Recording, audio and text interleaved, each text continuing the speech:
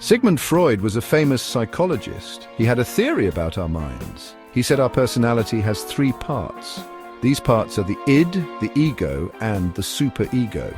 They work together, they shape how we behave. Understanding these parts is important. They explain our desires and decisions. They help us understand why we act the way we do. Freud's theory helps us see the complexities within ourselves. Freud's theory is like an iceberg. We only see a small part of our mind. The rest is hidden below the surface. The id is like the bottom of the iceberg. It's hidden deep within us. The ego is like the middle part. It peaks above the water. The superego sits at the top. The id is the most basic part of us. It's present from birth. It's driven by pleasure. The id wants what it wants, and it wants it now.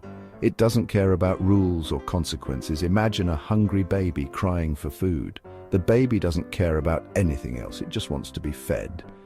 That's the id at work. The id is selfish and impulsive. It acts on instinct. Think of it as the pleasure principle in action. This means it seeks immediate gratification. It avoids pain.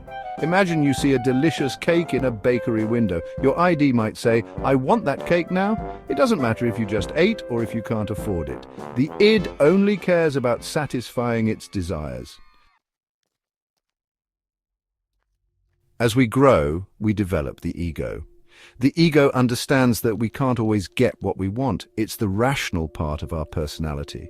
It tries to find realistic ways to satisfy the id's desires.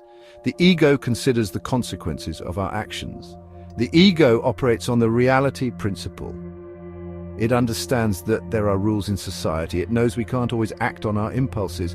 Think of the ego as the mediator between the id and the outside world.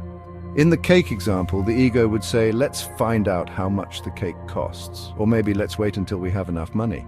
The ego helps us make plans and decisions that are in our best interest. The superego is our moral compass. It develops as we learn the rules and values of society. It tells us what's right and wrong. The superego strives for perfection. It can make us feel guilty when we do something wrong. The superego is like our conscience. It judges our thoughts and actions. It pushes us to be our best selves. It can be quite demanding. It sets high standards for our behavior. Let's go back to the cake. The superego might say it's wrong to eat cake before dinner, or maybe you don't need that cake. You should be eating something healthy. The superego helps us control our impulses and make ethical choices.